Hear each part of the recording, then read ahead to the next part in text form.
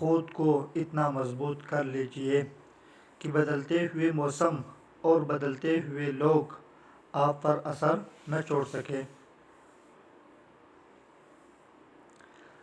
بہت سے لوگ آپ کے لیے کچھ کر نہیں سکتے، لیکن ان سے باتیں صرف اس لیے اچھی لگتی ہے کہ ان کی مثبت باتوں سے ایک سہارا ملتی ہے۔ حوصلہ افزائی کرنے والے بن جائیں۔ دنیا میں تنقید کرنے والے پہلے ہی بہت ہیں۔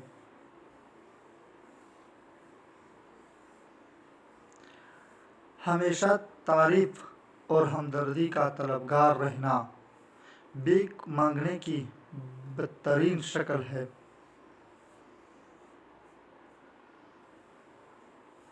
لوگوں نے انسان کی قدر کرنا سیکھا ہی نہیں، لوگوں نے لوگوں سے لگی توقعات کی بدولت ان کی قدر کی ہے۔